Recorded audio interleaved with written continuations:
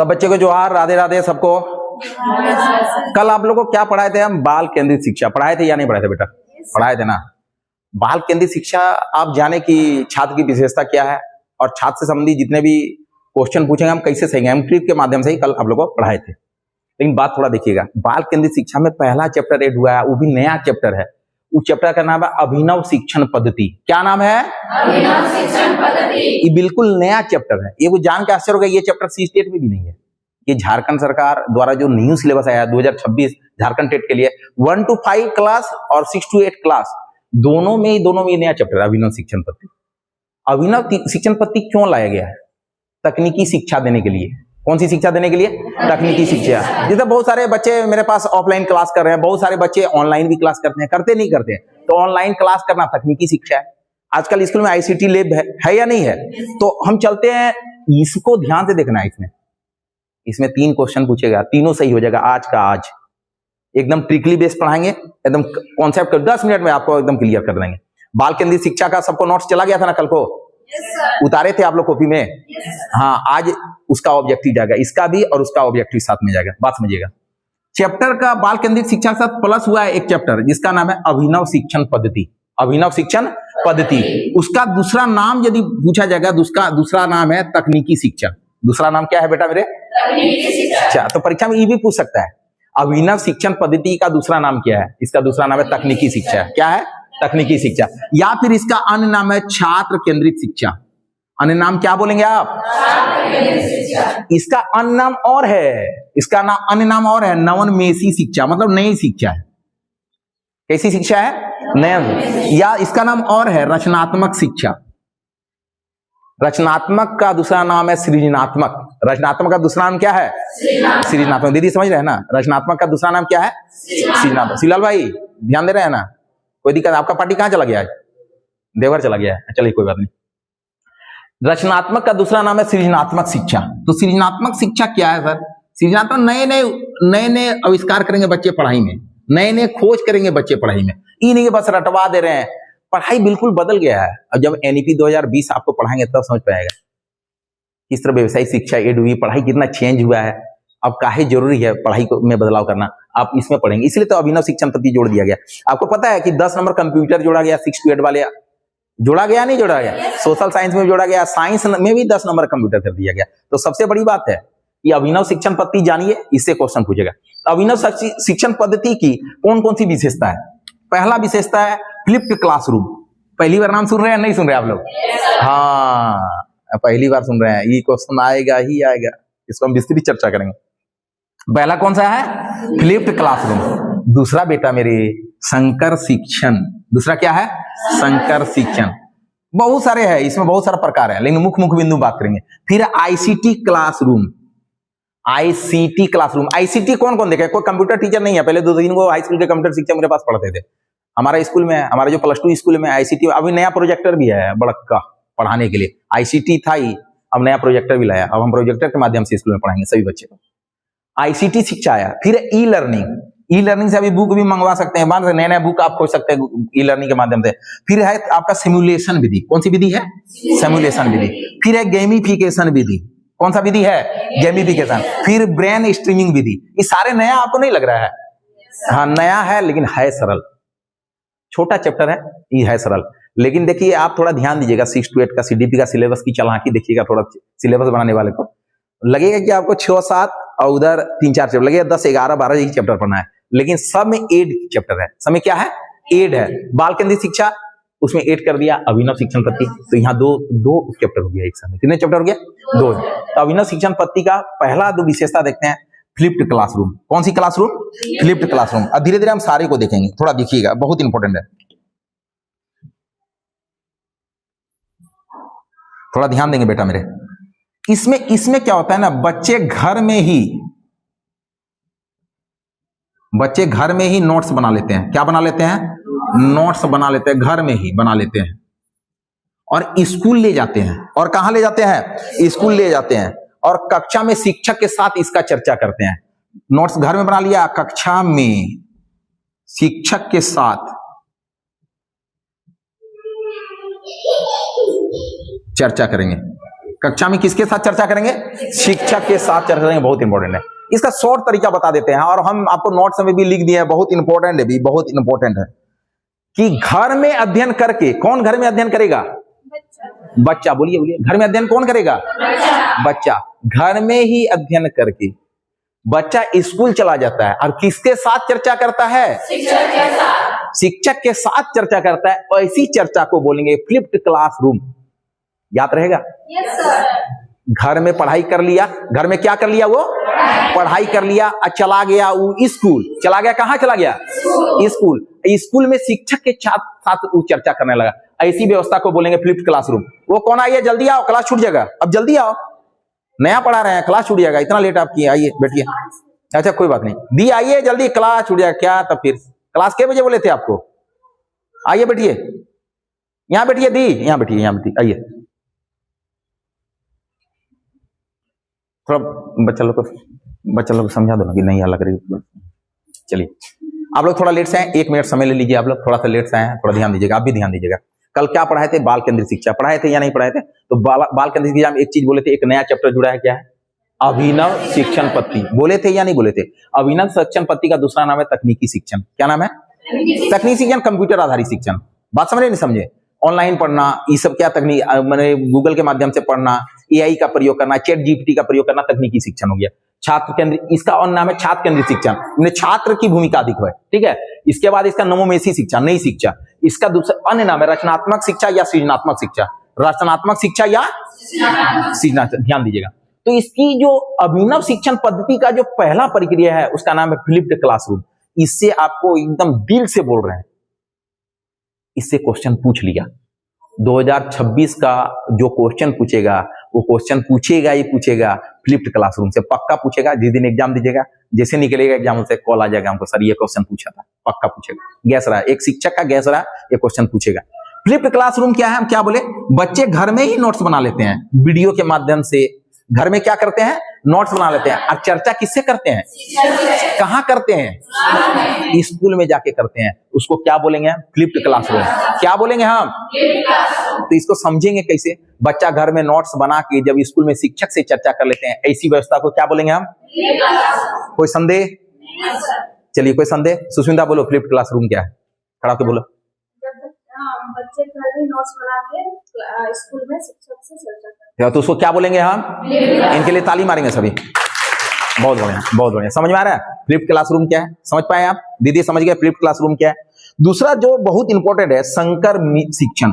इसका सारा शिक्षण अभी बोले बताए नहीं बताए थे कि अब दूसरा चलिएगा संकर शिक्षण। बहुत ही इंपॉर्टेंट है, बहुत इंपॉर्टेंट है। ये पहली बार पढ़ रहे हैं या नहीं? बोलिए आप लोग। हाँ, पहला है, ऐसे क्वेश्चन पूछेगा। संकर शिक्षण का दूसरा नाम है मिश्रित शिक्षण। संकर शिक्षण का दूसरा नाम क्या है? मिश्रित शिक्षण। मिश्रित शिक्षण क्या है? अच्छा आप एक चीज देखेंगे, कोई बच्चा ऑनलाइन भी पढ़ता है, घर में ऑफलाइन भी पढ़ता है, पढ़ता है नहीं पढ़ता है? तो जो आप लोग तो ऑफलाइन स्टूडेंट है, सारे बैठे हुए, इतने सारे भीड़ है, इतना स्टूडेंट बैठे हुए हैं, तो बहुत सारे बच्चे वीडियो के माध्यम से शिक्षा ले रहे हैं, हमसे ले रहे हैं, नहीं ले रहे हैं? तो जब ऑनलाइन और ऑफलाइन शिक्षा मिल जाती है, ऑनलाइन और ऑफलाइन शिक्षा मिल जाती है, ऐसी शिक्षा व्यवस्था को क्या बोलेंगे हम? तो परीक्षा में पूछेगा किस शिक्षण व्यवस्था में ऑनलाइन और ऑफलाइन शिक्षा व्यवस्था मिल जाती है? क्या हो गया आंसर? तो यानी इसमें ऑनलाइन ऑफलाइन कक्षा के शिक्षण को संकर शिक्षण करते हैं। इसमें ऑनलाइन कक्षा होगी प्लस ऑफलाइन, आज दोनों को मिला देंगे तो कैसा शिक्षण हो जाएगा बेटा मेरे? संकर शिक्षण हो जाएगा। याद रहेगा संकर शिक्षण। जब ऑनलाइन ऑफलाइन की कक्षा को हम मिला देंगे, ऐसी कक्षा को क्या बोलेंगे हम? संकर शिक्षण बोलेंगे। पहला क्लियर? कोई डाउट? दूसरा क्लियर? कोई डाउट? कोई संदेह नहीं। तीसरा है ई लर्निंग। तीसरा क्या है बेटा मेरे? बहुत इंपॉर्टेंट है, बहुत इंपॉर्टेंट। ई लर्निंग क्या है? इसको डिजिटल शिक्षा भी बोलते हैं। इसको कौन सी शिक्षा बोलते हैं? यहां लिख देते हैं, नहीं लिख देते हैं, किसे? डिजिटल शिक्षा भी कहा जाता है। क्या बोलेंगे इसका आंसर बेटा मेरे? E learning. आप क्या मोबाइल के माध्यम से शिक्षा ले रहे हैं या नहीं ले रहे हैं? हमसे पढ़ते हैं जरूर, कोई बच्चा पढ़ता भी होगा ऑनलाइन, ऐसा कोई बात थोड़ी है। बहुत सारे बच्चा क्या लैपटॉप के माध्यम से पढ़ रहे हैं, नहीं पढ़ रहे हैं? पढ़ रहे हैं ना। तो बहुत सारे बच्चे लैपटॉप के माध्यम से, बहुत सारे बच्चे कंप्यूटर के माध्यम से, बहुत सारे बच्चे मोबाइल के माध्यम से जो शिक्षा ले रहे हैं, ऐसी शिक्षा को क्या बोलेंगे हम? ऐसी शिक्षा व्यवस्था को क्या बोलेंगे हम? E learning. याद रहेगा या नहीं रहेगा? कोई दिक्कत? ई लर्निंग दो प्रकार के होते हैं, एक समकालिक, एक असमकालिक। ध्यान दीजिएगा, एक होता है समकालिक और दूसरा होता है असमकालिक। दूसरा क्या होता है? असमकालिक। इससे क्वेश्चन पूछ लिया। समकालिक ई लर्निंग क्या है और समकालिक ई लर्निंग क्या है? जब हम कोई क्लास लाइव करते हैं, जब कोई हम क्लास क्या करते हैं? लाइव करते हैं, ऐसी क्लास को हम समकालीन ई लर्निंग कहते हैं। बुझोगी बांग? हाँ, ऐसी क्लास को क्या करेंगे हम? समकालीन लर्निंग कहते हैं। ऑनलाइन कक्षा, कैसी कक्षा बेटा? ऑनलाइन कक्षा को क्या बोलेंगे हम? समकालीन। यदि हम ऑनलाइन नहीं कर पाए, किसी कारण से बिजी हो गए, तो बहुत सारे बच्चा को रिकॉर्ड क्लास मिल जाता है। रिकॉर्डिंग क्लास मिलता है नहीं मिलता है? तो रिकॉर्डिंग क्लास को क्या बोलेंगे? असमकालीन लर्निंग। याद रखते हैं, परीक्षा में क्वेश्चन। समकालीन ई लर्निंग क्या है? ऑनलाइन कक्षा समकालीन ई लर्निंग। और समकालीन ई लर्निंग क्या है? रिकॉर्डिंग क्लास जो हम देखते हैं, क्या है ये? समझ पा रहे हैं यहाँ तक? पहला क्या था? क्या था फ्लिप क्लासरूम? हाँ, बच्चा घर में पढ़ के फिर डिस्कस किसे कर रहा है? कहाँ कर रहा है? स्कूल में जाके कक्षा से। संकर शिक्षण क्या था? शाबाश। ई लर्निंग क्या था? कंप्यूटर, मोबाइल, लैपटॉप से पढ़ना क्या है? ई लर्निंग के कितने पार्ट्स थे? कौन कौन? वाह, गुड। लाइव क्लास क्या था? और रिकॉर्डिंग क्लास क्या था? बहुत मजा आ गया, कोई कंफ्यूजन नहीं, बहुत जबरदस्त। समझ बच्चे बेटा, समझ। अब चलते हैं, थोड़ा ध्यान देते हैं। नेक्स्ट है आईसीटी। नेक्स्ट क्या है? Information and communication technique, ICT. इसका फुल फॉर्म हम लिख दिए हैं और बहुत इंपॉर्टेंट है। इसका फुल फॉर्म भी परीक्षा में पूछेगा, परीक्षा में बहुत पूछेगा। अब आईसीटी में क्या क्या आ जाता है? अब स्कूल में प्रोजेक्टर लाया गया है। क्या लाया गया है? प्रोजेक्टर के। आधुनिक शिक्षा में आईसीटी के उपयोग द्वारा, परीक्षा में पूछेगा, आधुनिक शिक्षा में सबसे ज्यादा विद्यालय में किसके उपयोग द्वारा शिक्षण दिया जा रहा है? आईसीटी के माध्यम से। किसके माध्यम से? आईसीटी के। बहुत पूछेगा। इसमें प्रोजेक्टर है, स्मार्ट बोर्ड है, स्मार्ट बोर्ड का प्रयोग करता है। इसमें डिजिटल लाइब्रेरी भी है। डिजिटल लाइब्रेरी आपको इसमें मिल जाएगा। आपका मोबाइल में भी आजकल जो चाहिएगा मिल जाएगा। मिलेगा नहीं मिलेगा? ऑनलाइन टेस्ट सुविधा भी है। ये देखना पड़ेगा आपको, बहुत इंपॉर्टेंट है, बहुत इंपॉर्टेंट। आपको बता के जान के आश्चर्य होगा, आईसीटी का जो सबसे बड़ा भाग जो माना जाता है ना, फ्लिप्ड क्लास को। अभी पढ़ाए थे फ्लिप्ड क्लास, पढ़ाए थे नहीं पढ़ाए थे? ई लर्निंग, फ्लिप्ड क्लास, ये आईसीटी के भाग है। ये आईसीटी के भाग है। ये परीक्षा में पूछ ही सकता है। अभी तीनों जो पढ़ाए, पहला आपको जो पढ़ाए फ्लिप्ड क्लासरूम पढ़ाए थे, फ्लिप्ड क्लासरूम पढ़ाए थे। दूसरा पढ़ाए थे संकर, और तीसरा पढ़ाए थे ई लर्निंग। पढ़ाए थे नहीं पढ़ाए थे?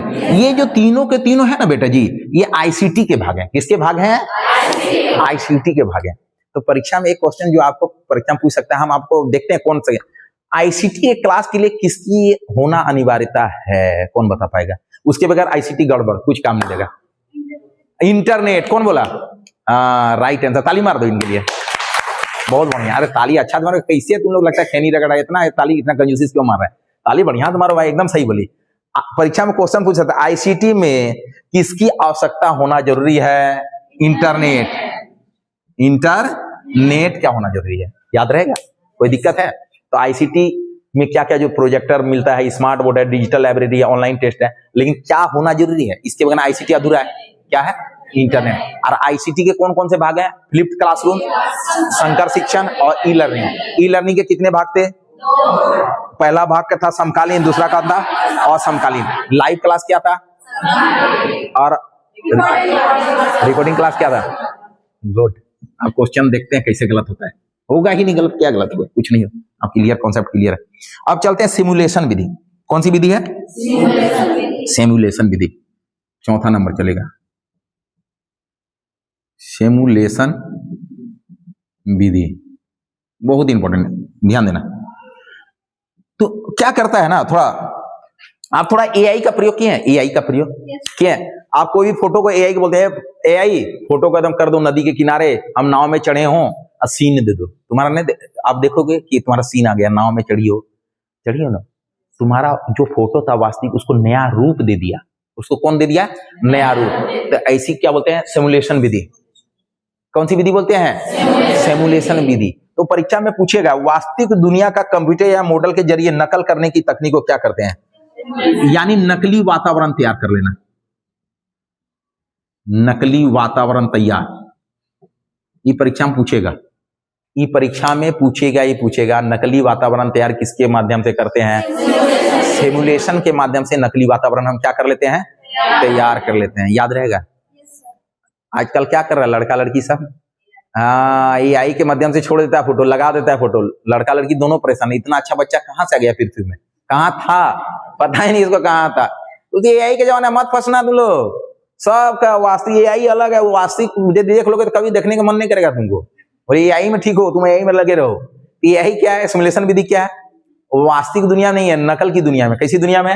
नकल। यानी तुमसे पूछेगा, शिवा पूछेगा नकली वातावरण तैयार करके, नकली वातावरण तैयार करते हैं, नकली दुनिया तैयार कर लेते हैं एआई के माध्यम से। उसको कौन सी विधि बोलते हैं? कौन सी विधि बोलते हैं? सिमुलेशन विधि। अब है ब्रेन स्टॉर्मिंग, बहुत important. Brain storming, brain storming बहुत इंपॉर्टेंट है। किसी ब्रेन स्टॉर्मिंग का हिंदी लिख दें, विचार मंथन, इसका लिख देते हैं विचार मंथन, बहुत इंपॉर्टेंट है विचार मंथन। ब्रेन स्टॉर्मिंग का हिंदी अर्थ क्या हो गया? विचार मंथन। तो विचार मंथन क्या? कोई चीज में गहन सोच विचार, कोई भी चीज में गहन सोच। कैसा सोच होना चाहिए? गहन सोच। गहन शब्द लगा रहेगा कि यदि किसी समस्या समाधान पर नए आइडियाज उत्पन्न करने वाली जो सोच होती है, कोई समस्या समाधान करके नए नए आइडिया लगा रहे हैं, एकदम गहराई में सोच रहे हैं, उसको कौन से बोलेंगे? Brain storming. सोच शब्द लगा देना, सोच, आंसर मार देना। कहा कि ब्रेन सोचती कहां है तुम? तो आंसर क्या मारेगी? Brain storming. गहराई से कोई भी सोचते हैं तो आंसर क्या मारेंगे दीदी? Brain storming. क्या मारेंगे दीदी आंसर? हाँ, बड़ा ही गहराई से सोच रहे हैं, सोचने शब्द ब्रेन स्टॉर्मिंग हो जाएगा। फिर है पीबीएल, बहुत इंपॉर्टेंट है पीबीएल, परियोजना आधारित अधिगम। पीबीएल, प्रोजेक्ट बेस्ड लर्निंग, परियोजना आधारित अधिगम। ये छात्र केंद्रित विधि है, परीक्षा में पूछेगा। कैसी विधि है? छात्र केंद्रित विधि है, बहुत बहुत इंपॉर्टेंट है।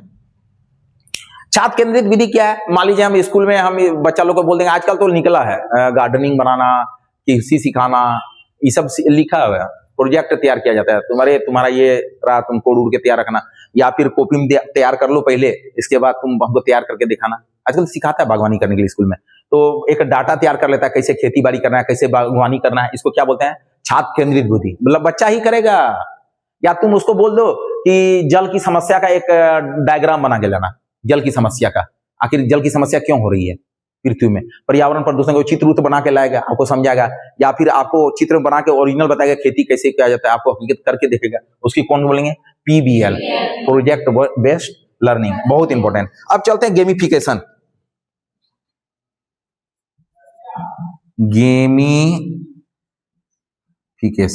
गेमिफिकेशन, गेम मतलब क्या होता है? हाँ, खेल के सिद्धांतों का प्रयोग करके शिक्षा देना, खेल में शिक्षा देना, उसको क्या बोलेंगे? गेमिफिकेशन। तो पढ़ाई में खेल के सिद्धांतों का उपयोग करके छात्रों की भागीदारी क्या कहलाता है? ये पक्का पूछेगा, ऑब्जेक्टिव लगा। पढ़ाई में खेल के माध्यम से छात्रों की भागीदारी क्या कहलाएगा? गेमिफिकेशन। क्या कहलाएगा? लास्ट जो है अनुभवात्मक शिक्षण।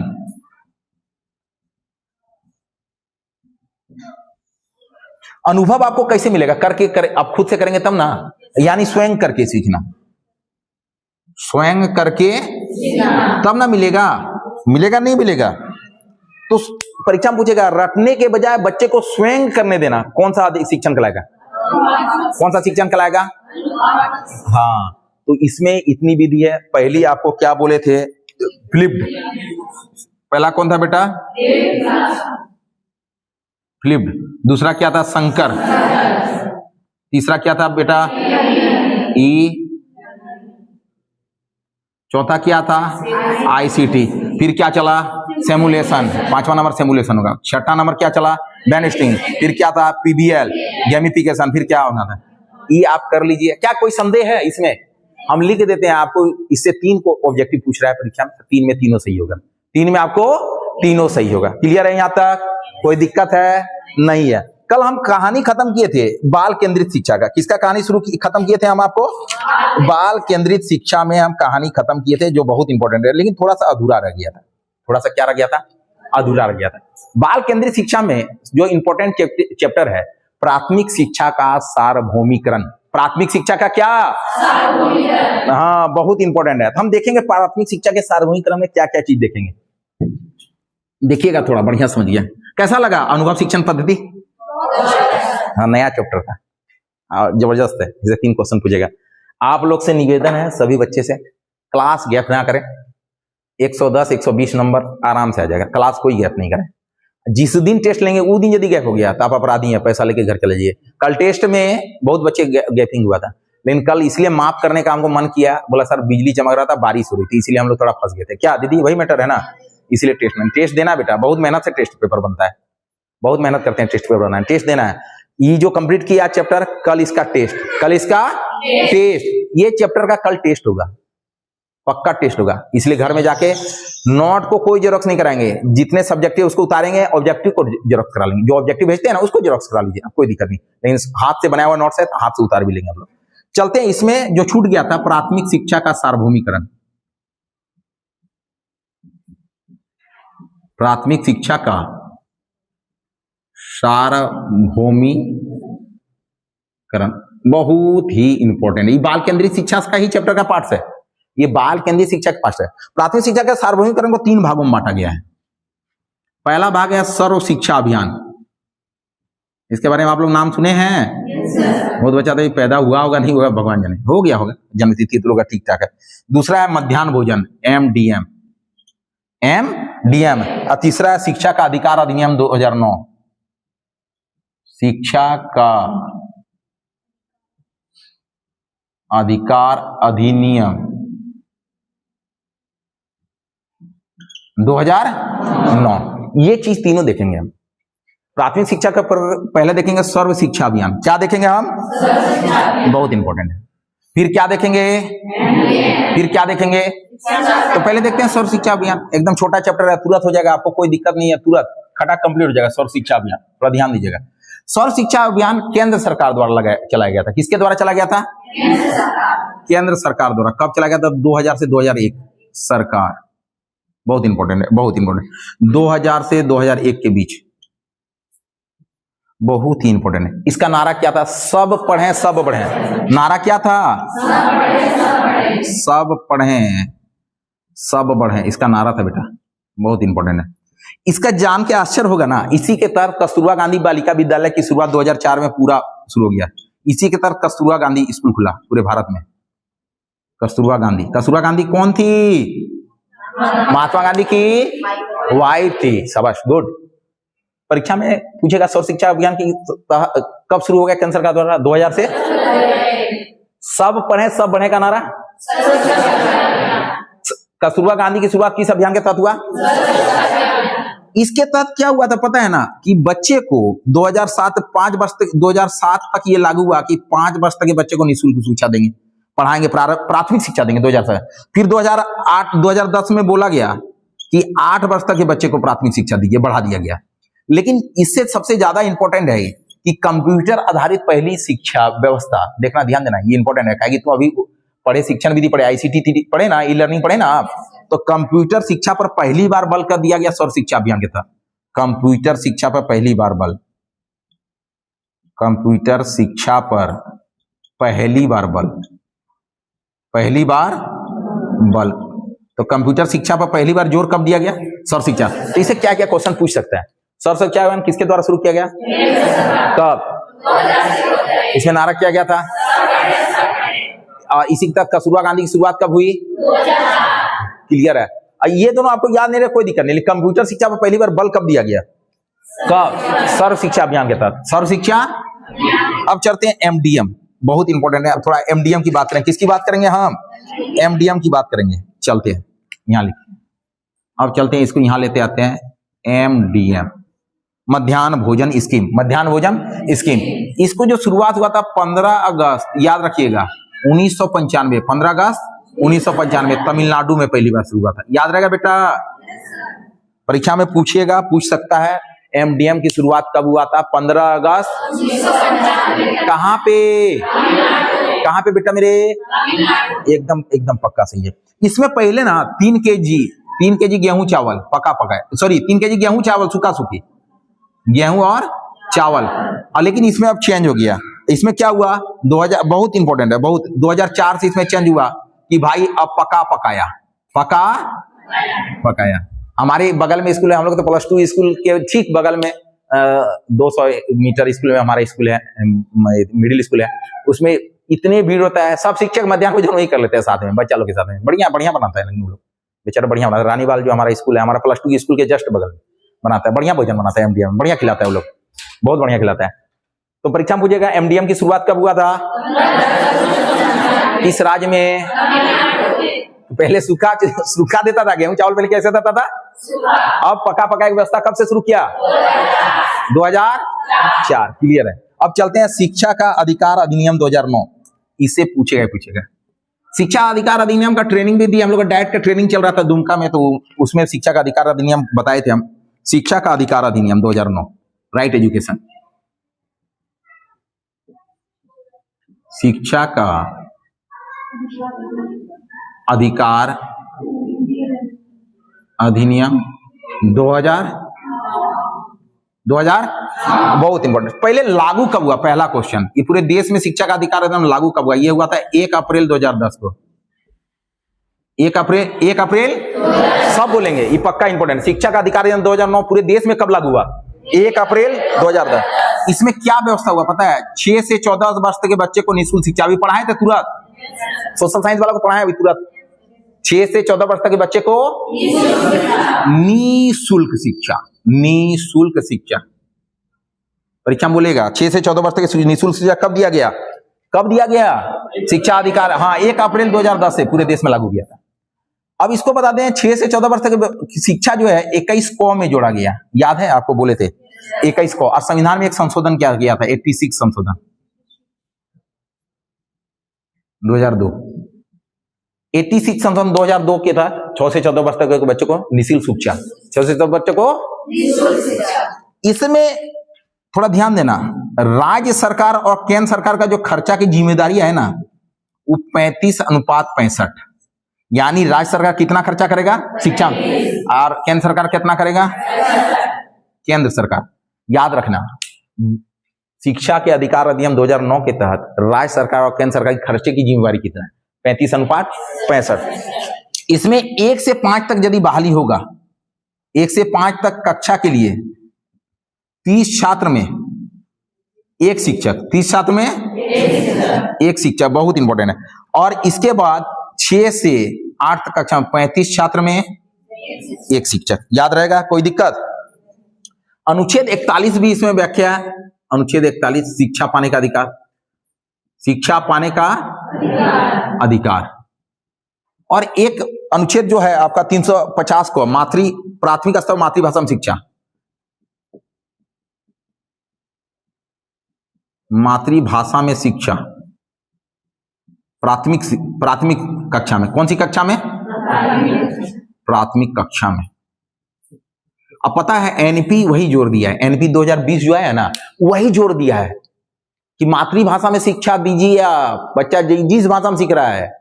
आप थोड़ा देखिएगा, हम लोग घर में अपना लैंग्वेज यूज करते हैं। आप लोग घर में संथाली बोलते हैं, बंगला वाला बंगला बोलता है, कोटा वाला कोटा बोलता है, भोजपुरी वाला भोजपुरी बोलता है। लेकिन जो ही स्कूल में एंट्री मिलता है ना, उसको अकबका जाता है। आप यहाँ आप जिसे चावल पकाए तो उसको दका बोले नहीं बोले, लेकिन स्कूल में जाके उस नया चीज राइस सुन लेता है तो अकबका जाता है। उसका 2 तरह की भाषा आ जाती है, आता नहीं है। हम लोग पानी बोले, वहां जाकर वाटर सुन लेता है, उसका दिमाग कंफ्यूज हो गया बच्चा का। पहले स्कूल जाता है प्रारंभिक अवस्था में, इसीलिए जोर दिया गया है मातृभाषा में शिक्षा, अनुच्छेद 350 को, अनुच्छेद 350 को। शिक्षा का अधिकार अधिनियम 2009 क्या बोलता है? समावेशी शिक्षा की वकालत करता है। ये भी परीक्षा में पूछेगा। किस शिक्षा की बात करता है? समावेशी शिक्षा क्या चीज है? यानी बच्चे में बच्चे भेद नहीं। यदि बच्चा कोई काला है, गोरा है, कोई बच्चा विकलांग है, तो स्वस्थ बच्चा के साथ बैठ के पढ़ेगा, उसको कौन सी शिक्षा बोलेंगे? समावेशी। तो परीक्षा में पूछेगा शिक्षा का अधिकार अधिनियम 2009 किसकी वकालत करता है? समावेशी शिक्षा की वकालत करता है। बहुत इंपॉर्टेंट है, बहुत इंपॉर्टेंट। चलो आज का क्लास इतना ही। ये आएगा, तुम लोग बैठेगा अभी।